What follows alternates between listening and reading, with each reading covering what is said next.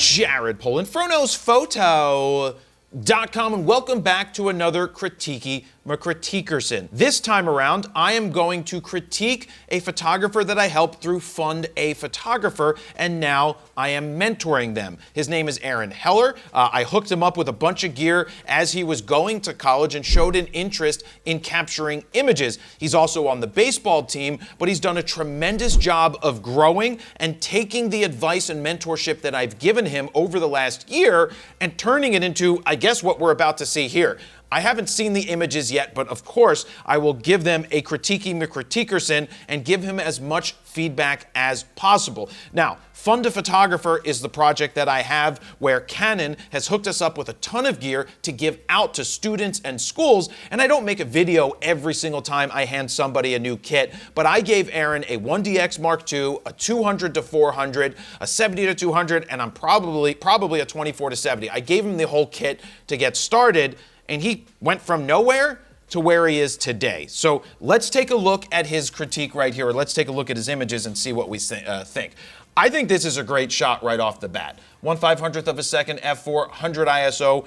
Could that be a little faster? Then we don't have to worry about blur? Yeah, but the ball isn't blurring at all. So that's not a problem. Look, just because there's like 1/500th of a second is plenty. That's a fast enough shutter speed. That's where we shot a lot of sports prior to being digital and having the ability to have higher ISOs at this point. We used to be at like 1/500th of a second for sports was good enough, or 1/1000th. Don't be afraid if you're at 100 ISO to be at 200 and go to 1/1000th of a second if you're trying to freeze the motion. We're not always trying to freeze it, but in some situations it just might be better that you don't run into any motion blur. Now, compositionally, this is fine. We're at 400 millimeters on the 200-400. We're at f4 because that's what that lens does. I think the focus is tack on. I love the reflection. This is probably in the bullpen. I love that we can see the 4-4, 444 or whatever that company is called that makes this glove. The thing that stands out a little bit, he might have used Skittles on this, and if he did use Skittles, it has a little bit of an orange tint. We can pull back on the orange just a little bit, and I think that's going to give the image a less glowy orange look and make it look better. So I like this. Something that we're starting to do a little bit more here with Lightroom is sometimes the background can be a little distracting. We can bring it down a little bit. We just don't want to overdo it. That was subtle. Look. I just brought down the background just to put the focus back on the subject more than the distracting background. And that is where I also, no lens correction is put on here as well. For some reason, let's see, there it is. What the hell is that? Wrong lens. Do they have lens correction for 200-400? They might not have lens correction. Okay. There might not be lens correction for that. And why? Because it's older and they made it optically better. But just making the background slightly darker makes this image, in my opinion, a little better. Don't go too far. Don't start to do this stuff. Don't start to really do that, because you can actually see where it didn't pick it up in the helmet right here. That's bad. But if we do it subtly, it doesn't stand out as much there. I could go in there and paint it in as well. Or another thing that you can do is we don't really want profile correction, so wherever none was, I would love to go back to none.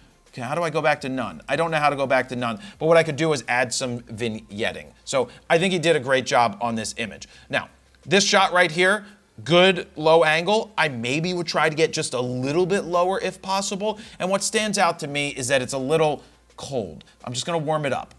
One of the things you need to be careful about, everybody, when you're out there and you're photographing on these fields that are all turf, is that you are going to get heat waves. This image, let me see when it was taken, September.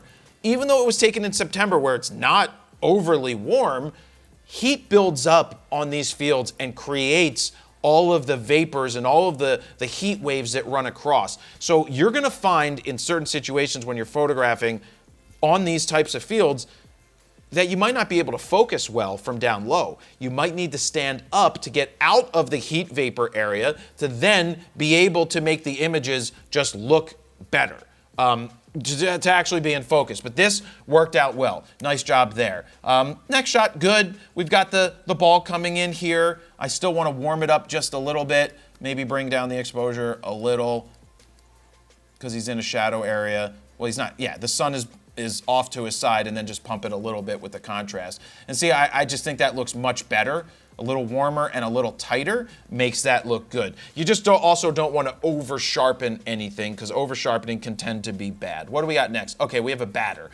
One thing I would like to add for Aaron as a suggestion is if you can get behind the backstop, if there aren't just, something blocking you from looking through, try to use the umpire and the catcher and the batter to draw you into your subject, to create more dimension, so it's not just an ISO shot. These are like baseball card shots. They're fine, but they get repetitive and old. So if you can have, say, a left-handed or a right-handed batter, and you're tucked in and you got the catcher and the umpire, but you can still see the pitcher through all of that, and you get their motion and you get the ball coming in, that's going to create dimension and interest in your photos, unlike this, which just becomes very snapshotty over time.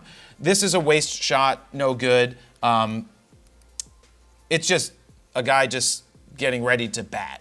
There's not a lot of interest there. Sure, it's not a great background because of the cars, but at least you're at f4 and it's blown out. Your settings are fine. I would probably go to 200 ISO to give me 1/16 hundredth of a second, just to give me a little bit faster. But I think your processing is better here. Again, don't over sharpen. And I'm really curious. It looks like the background has been touched, but I don't think it has been.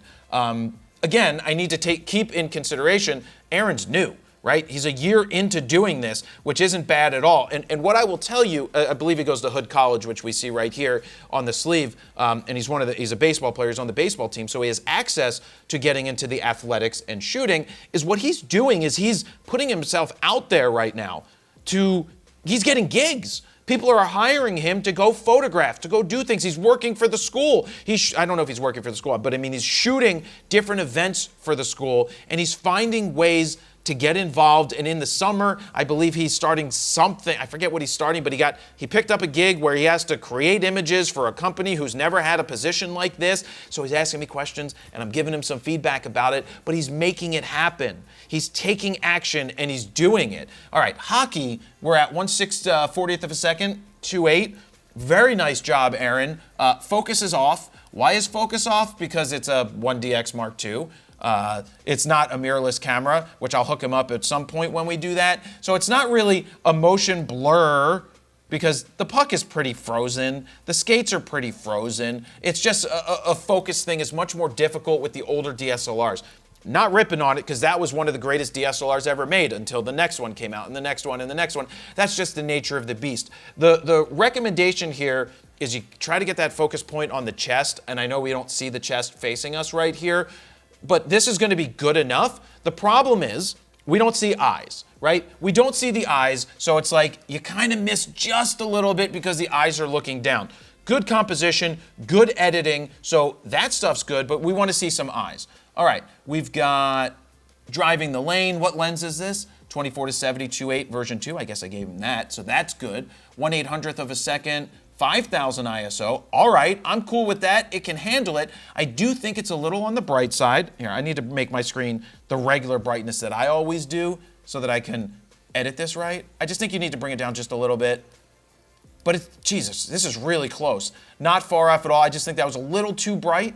Don't over brighten things by bringing up those shadows or anything, because look what happens. Look what happens when you bring up those shadows. All that noise comes out. I'm not saying you would do that. This is just a recommendation for everybody out there. Just be very careful. Very good, right? I like this shot. I think you did a good job here. This shot I don't like. It looks like you just turned over there, you're on your knees or you're standing or lower, and you just got the whole bench. I'd rather have you shoot this from the other side. Let me see this shot. Is this a better angle? Okay, so one of the things that, it's all dependent upon where you're allowed to sit when you're at these events, but since he goes to this school, he has access to different areas. I would try to sit courtside on the sideline. Move a chair if you have to. There's probably not a full crowd to see this. Sit on the floor, but on the side near, so you have the baseline here and you have the sideline here. You want to sit right about here across from the bench. It's such a great angle, and you get less interference from the officials running in front of you or standing in front of you, which they do on the baseline, and it gives you a cool, clear shot to get the bench or to get the players driving the lane. So my recommendation would be different angle. Yeah, you're getting them celebrating, but I think it's pretty boring. Another angle you could take is go behind the bench and shoot through them watching players. That could be good. I mean, this is good, right? You got the coaches in the background. Nice composition. You filled the frame. I hope you're not cropping a lot. That would be bad if you're cropping a lot. Oh, why are you showing me this photo? Focus missed. It can't be saved by being like, this guy was meant to be in focus. This is just one of those shots you throw out. Exposure's fine. I think your editing's pretty good. I'm seeing a trend here that I want to talk about. The trend, and I'm just going to jump forward just a little bit, and I'll come back. I'll come back. The trend that I'm seeing is everything is tight, tight, tight. And that's something that a lot of people do when they first start out, is they shoot everything super tight, and they're not showing the scene. Don't be afraid to go up in the stands and try to show a different angle. Not everything needs to be so tight that everything is touching the edges. Or you don't need to crop everything after the fact super tight, which is what newspapers tend to want, or what the agencies, the Gettys and those, the AP, they want super tight for some reason.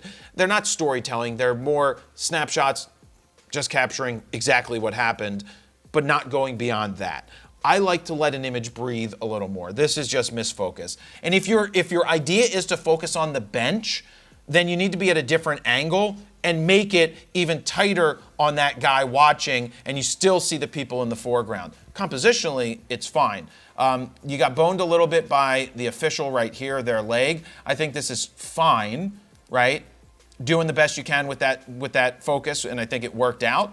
But I want to see some. Wow. Okay. This picture is helping me out. I want you to move one of these folding chairs, and I want you to sit your ass right here where this bottle is on the ground, and I want you to shoot from that angle. That is going to be a great angle. I'm not saying you don't get under the basket when you can, but that side angle is going to be cool, and then start changing it up and go upstairs. You have access to that upstairs area. That's going to give you a different, unique angle. Exposures, I am really happy with the exposures that you have. I don't care that you're at 6400 ISO at 1/800th of a second at 2.8. You got the photo. I'd rather have you get the photo without crappy motion blur and have a little bit of noise and grain than have that motion blur because you shot at 1/200th of a second at 2000 ISO. Fantastic job, Aaron. Really good right here with getting those settings right. And the edit. The edits are looking great. Nice white balance, good tones, good edits. I'm happy. I'm not happy with this, though. He's out of focus. He's out of focus. I'm not sure if that's the hands, 1/800th. A lot of this comes down to the DSLR. So in these situations, you quickly have to move that focusing point, old school style, to lock on to the subject, and then take the photo. So this is one of those, you got to just move. Today it's much easier with mirrorless cameras where it just tracks the eye, but at least you're on it. So good for you for being on it. Nope, no good. You're standing up. I don't know why you're standing up. You're not down low, and your angles are crooked. We got to make those straight. I mean, you shouldn't ever be off like this. That's straight. That's much better. But this, to me, looks like he's just sniffing his fingers for no reason. This is PG, and we don't have enough of the bench. I guess he just launched a 3, but then pan over and get more of the bench, get down, stay on that low angle.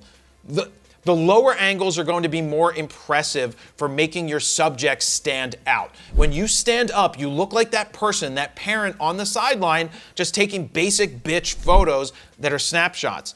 You already have better shots. Get down low. Stay down low. In some situations, get the camera on the ground. Harder with a DSLR, to be honest with you. It's harder to get that on the ground unless you actually physically lay on the ground and look through. With modern DSLRs, with modern mirrorless cameras, we can flip a screen down, put the camera on the ground, tilt it back, and that's going to make the angle even more impressive and give you a cool reflection off the floor. So that's another thing to keep in your back pocket for when we upgrade you to something else. I'm hoping that with Fund a Photographer, we start getting R6s in and R5s and maybe even R R3s at some point so I can start giving mirrorless cameras. But I'm happy that Aaron is learning on a system like this. Oh, speaking of learning, by the way, quick plug, if you want me to critique your work, go to froknosphoto.com/mentorship. I have two options here. Rapid fire 15-minute critique, where you send me, I think it's up to 50 of your images, and it's a 15-minute rapid fire critique that's recorded, or a live one-on-one mentorship, which is a 45-minute live session with me where you submit up to 100 images and we have a conversation and we do it live. Right? Those are the two options that I have. If you'd like to do that, go to froknosphoto.com/mentorship, pick the one that you want, and go ahead and sign up. All right, back to the images. I don't know what the hell this is, Aaron. It's a picture of a wall. I mean, it's fine. Let me just pump up the vibrance and saturation for something like this. I want it to stand out more. See, I just want to pump it more. If we're gonna do that, I just want to pump it. I don't know what's. Oh, you sent me a super low res. No good. Super low res. Okay, so we got the coach here. This is probably volleyball based off of a guy holding a flag in the background. The problem is, I got no context here. If I didn't realize that that was a flag, I'm pretty sure this is volleyball. Zero context. It's just a tight picture. The way that you make this better, bring your 200 to 400 out, sit diagonally across from the bench and where the coaches are, and you get down low and you focus in on the coach through the net or through the legs of the volleyball players or through the arms or wherever, so that you have something in the foreground that is going to tell you what you're shooting, so I understand it and everybody else looking at them understands it, but it creates dimension. It's not just an ISO shot, not ISO, not just an ISO shot of a coach clapping and we don't know why. I forgot to clap for Dan. Dan gets a clap. It helps him easily sync the audio. So that's the take on that. Really happy with the exposures though, and really happy with your editing. So that's a major part of the battle to get right. Volleyball is one of the most difficult sports to ever shoot, and it's even more difficult with a DSLR. This is good, this is fine. The rule of thumb, and I always say it for volleyball, is you pick a subject to focus on and you wait for the ball to come to them. So you follow them instead of chasing the action around. If you try to chase the action around, you'll end up with nothing. Lower still better here to get them popping up into the air. Good job going out there. No, we can't do this. And why can't we do this? It's just an ISO shot, and all it looks like is Woodsboro Bank Arena. Oh, and shit, we have laundry in the back. This is just a bad angle. You gotta find a better angle. Technically, really happy with how far you've come with your exposures, and especially with the DSLR, getting it right is great, and with your edits, very happy, but you can't do this. Same thing applies. Shoot across the court or down the court with your longer lens, even with the 70 to 200, but you need some foreground elements. These are just boring shots on the side. Boring shot on the side. That's what I say about that. Great job freezing the motion. Great job capturing it. We don't have the ball in it. You need to change your angle. This is just a dead, shitty background. You gotta move around and shoot through subjects. All right, under the basket, sit your ass on the floor, Aaron. Positives.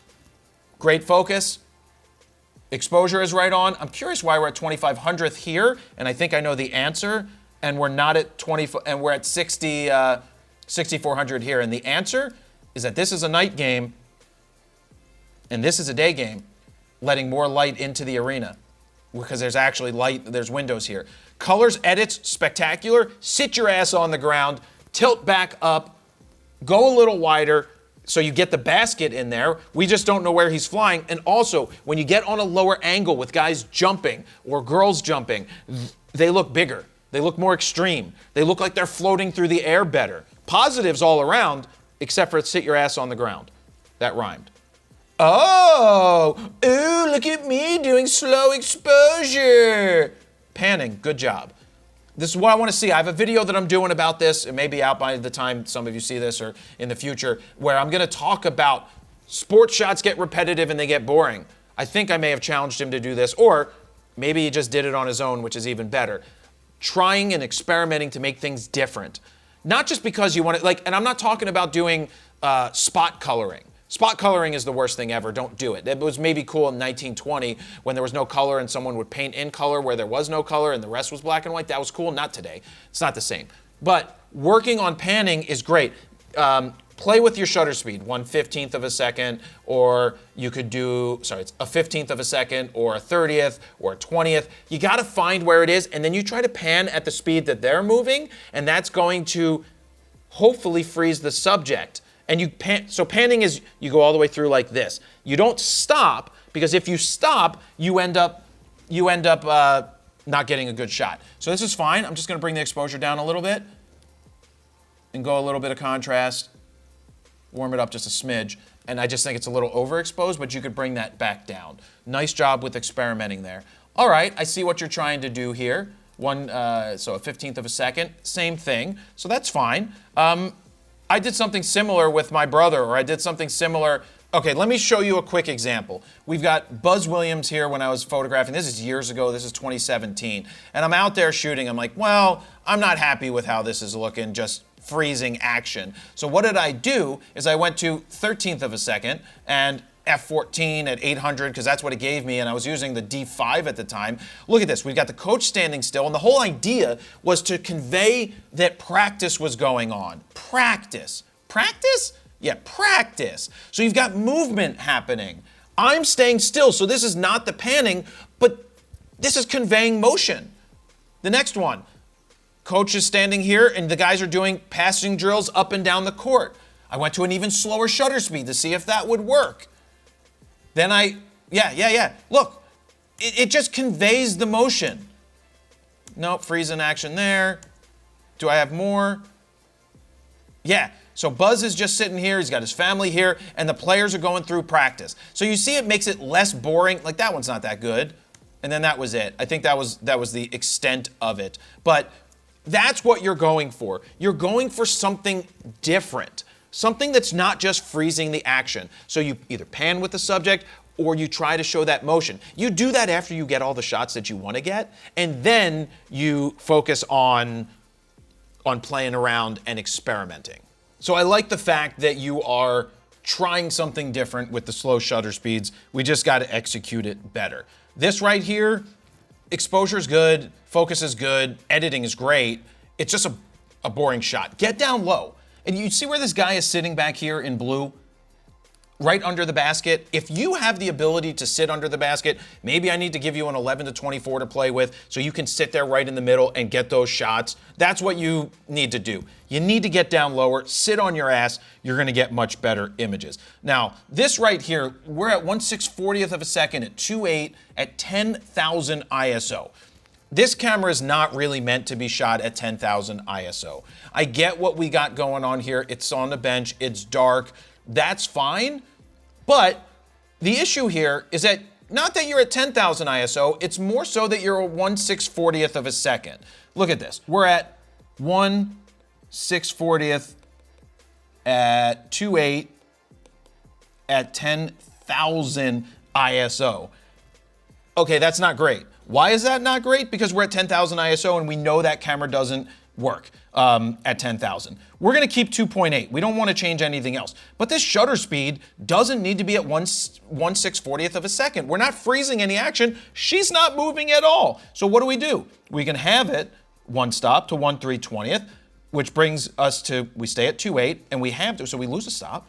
We take away a stop. Now we're at 5,000, same exposure. All right, we can go even further. 1/60th, 1/160th, 2.8, half this again. We're now at 2,500 ISO at 2.8 at 1/160th of a second. And we are now getting a picture that is much cleaner and better because we're not at 10,000 ISO. I know what you're trying to do here. You're getting ready for the game action, which is at 1/640th of a second at 2.8, but it doesn't work in this situation. In these situations where the light changes and it's dark and the subject isn't moving, boom. We now made it work right here by going to 2,500 ISO and dropping that shutter speed. So good job. Terrible job on this one though. Why is this here again? Same shot, bad angle, but now you have the ball in it, so that's good. I also think it's a little bright, so let's darken it just a little bit. Not everything needs to be super bright. This is overexposed by at least a half a stop I'm showing right here. So It's okay to bring it down, but I've already beat this one to a dead pulp. Change your angle. Where are we at? 1/500th at 2.8, 4,000 ISO, excuse me. Focus, great job nailing the focus through a mask. I know it's not perfect because these cameras at the time don't really see through the mask as well as we do today with the mirrorless cameras, so that's fine. I would also wait till she goes onto the bench, lifts up her helmet, squirts the water bottle, or is just like looking off to the side down, then you throw her on the right-hand side as she's looking down the bench or down the arena at the other team. But nice job, really good isolation here. I like how the background goes out of focus, of course, with your 2.8, and that works, but we need a little bit more, just better angles, right? If she's getting on the bench, puts her glove there, then you start to play around, but good execution there, not bad at all. Let's see, 1/250. Yeah, so this is just guys standing in front of whatever this flying cow thing is. That's fine. I mean, it's good. If we're going to be doing group shots, you're not really going to want to shoot them at 28 millimeters. This is where we back up and we break out the 70 to 200, or we shoot this at 70 on the 24 to 70, or a 50 at least. But when you go 28, it's just like, it's fine. You know, you got it in there. But if we're going to be doing something like this, maybe we need to break out, I'm not going to say a red carpet, but just something else, or go tighter so that we don't see the floor. Also, you're going to want to start to back people away from the background. Yeah, you want to see it there, but you want to have them step away so the step and repeat goes out of focus when you're shooting at 2.8. Or in this case, you're at f4, probably because you realize that they might not be on the same plane and you want to get them in focus. So good job there, understanding that you needed to bump it up just a little bit. So that's good. I would just try to pull them out a little bit more. All right, softball. It's fine, 1/640. Yeah, you could go with a faster shutter speed here and you wouldn't end up with the blur, but that's all right with the ball moving. You got to find those different angles. You found a different angle. Hallelujah. Thank you for finding the different angle right here. So yeah, this is what we're talking about. We've got a batter who's whiffing on the ball right here, and you've got the shortstop probably in the field of view. That's awesome. This is where it starts to get better when you start this is what I was talking about earlier, so good job. Good job. Oh, another good thing that I keep repeating is exposures have been good and edits have been really good as well. Not perfect, but really good. So for someone who's just a year in, man, really good. This is where it gets difficult. 1/640th f4, 6400 ISO for Lacrosse. Awesome shot. I don't care that there's all this dead space on the side. I know the stuff moves quick. This is a great shot. I love it. I don't mind that there's a 23 here in the corner. I like that this girl, 27's running, nice and focused. The other girl is running from hood. I like it. Color looks pretty good. I mean, is there much that we could do different? Not really. I think you did the best that you could do out there at 6400. Really nice job there. This, just one isolation of the girl. It's fine. Yeah, that's good. I will give a side note. I know women watching this, I have to point this out. There's a thing that happens, I'm trying to be tender here, with leg cellulite or everything. Not calling anything out on women here in a bad way. Just saying that when you're picking images, this is for educational purposes, when you're picking images of women, especially in a sport like this, you got soccer, you got lacrosse, field hockey, and you can see the legs. When they step, you can see what happens to the skin and maybe any cellulite that might be in the thighs. You see that start to ripple. You as a photographer need to do the right thing, and you don't show those images. That's natural, right? That's a natural thing. That's not a bad thing. But you need to make sure that you pick the right image. And you did it here because I don't see those issues. So that's just a thing that you do as a human, is you don't show those other ones because they're not good shots anyway, because when the foot is just planted, it's usually not good. But this is good because we don't see it at all. And we don't see it at all here. So good job making that work. Fine, right? This is just those celebration shots. Oh, look, you went upstairs for volleyball, because that's not basketball. Right? That's not basketball. Volleyball? Yeah, it's volleyball. Why do they get to wear basketball clothes, but girls have to wear spandex? If the girls have to wear those have to wear those volleyball shorts, the dudes should have to wear them too. Why can't women wear short, like loose clothes for when they're playing volleyball? So this is not good. I'm just going to tell you it's not good. It's an isolation shot. I did want you to go upstairs.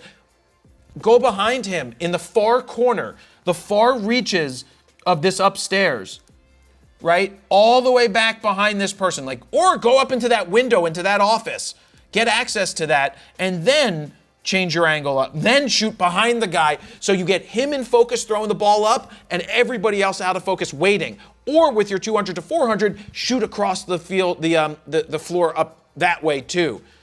But no, this from the side isn't great. This is fine, down low, good. Okay, so now we move in, because I gave him the idea of, I was like, you don't have to just shoot sports. You can get access to chess. That's not a sport. It's not a sport. It's a game. It's not a sport. Strategy, I mean, it's not really a sport. But, you know, there's public speaking events happening. There's the dean of school that talks. Like, go get access to this stuff to up your portfolio and to change it up a little bit. For stuff like this, we don't want just isolation shots of this person. Who's she talking to? What's going on in the scene? This is where you get wider. This is where you go down below subjects in the background. This is where you use people out of focus to draw you into them speaking. That's what you want to do, where you go behind them and you get the crowd paying attention. You change up the angles and you just don't do a picture that's just a picture of a person speaking. Find those different angles. All right, moving on. I guess that's good. It's an advertisement. Your sensor is extremely dirty. We got to do something about that. Wait a second. Wait a second. Why is there why is there an extender? Because that lens has a built-in teleconverter. I forgot. I really don't like that lens, but he's doing a great job with it. I don't like it because it's not super sharp. It goes soft. I think you're doing too much sharpening here. I'm not sure what's happening in the image, but it looks way like too much sharpening. Yeah, so just be careful with over sharpening. Okay, so you get the girls here. They're praying for some reason. It's just too tight.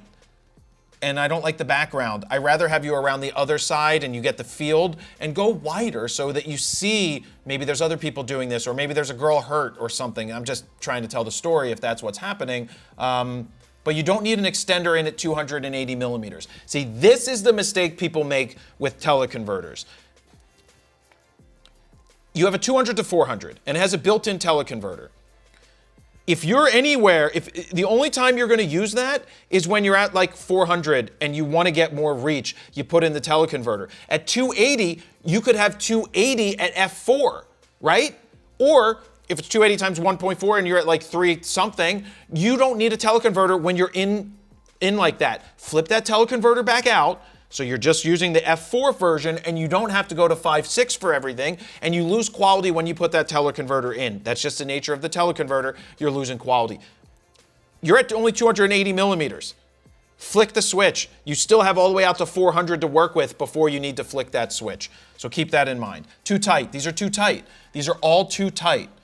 It's just too tight. I like that. We're at 500. Now you're fine to use that teleconverter out at a distance like this. Let me go back into the develop here. It's a little too hot. Let's bring it down a little bit in the exposure. It's also too green. Let's put a little bit of magenta into it. And there we go. That's where it started. That's where it finished. Too green and a little too bright. Yeah, so that's where I like it. But good shot, nice capture. If that's in focus, it's good. You got to tell me about the sharpening. There's way too much sharpening happening here that looks extremely unnatural, like it's added later. Good action shot, but little unnatural there on that edit. Okay, so if we're gonna sit under the basket, you gotta get your line straight. I can see that they're not gonna be straight. This should be a vertical. If this person's going up, I know we can see this, but let's see the rim. But this is where that 11 to 24, or even your 24 millimeter gone vertical or tilted down and back is gonna be better. If you get to sit right in the middle, like I've asked you to do and I mentioned earlier here, you gotta keep all of the angles straight. The lines have to be straight. You have to be straight, and you have to be dead in the center to make this work. Symmetry is your friend here. Couple more. Well, that's fine. It's just a guy holding a kid. Meh. Just a guy, dunking. You need to be lower. You're just not, you're up too high. You're up too high. I like that. That's a cool shot of the campus. Over sharpened again. I don't know why. I'm gonna call you after this and find out. But yeah, that looks over sharpened, but love that you used the tree to draw you into the subject, and you've got the cherry blossoms going. This is a couple days ago, a month ago, but yeah, nice job. That's fine. I don't mind it. I like what you're trying to do here. I'm just gonna pull it down a little bit. A little too contrasty for my taste, even though I'm the contrast king. Fine, right? I like this. Aaron, great job. Really nice progression here. I forgot to plug my presets. Let me go plug my presets. Hey, presets, fronosphoto.com/fropack4. You can get them all. Add them to the cart. Get the Grand Slam bundle. You know what they do. fronosphoto.com/fropack4. You can see the befores and the afters just like this. You can play with it and be like, oh, that's the before and that's the after. How much better do they look? They actually work. Our presets do not suck. A lot of people's presets absolutely suck. They may work on like one image. We make sure that ours can work across the board as best as possible. If we found a preset that we made that only worked on one image that we made, we don't even use it. We throw it out because it doesn't do enough to make your pictures better. Aaron, great job. Very happy with this. I want to see some out of the sports area stuff like you did with the last two shots. I want to see more of that. Show me the static objects. Work on those. Tell the stories. Work through shooting through things. I want better volleyball pictures when there's volleyball, right? I just want different angles that aren't just isolating a subject. This isn't yelling at you. This is just giving you the cliff notes to get there quicker. You will get there much faster with my mentorship and my help. And you know that, and you're doing a good job. He takes coaching, and Aaron takes coaching very well. So keep it up, man. I'm gonna also switch out your gear. I'm gonna get you a 1DX Mark III. You bring me that 1DX Mark II back, or maybe we give it to you as a backup. I don't know. But I wanna switch it out for the newer one, and maybe we get you a 300 2.8 and maybe a 400 2.8, because at 200 to 400, though it's versatile, it's not the greatest lens in the world.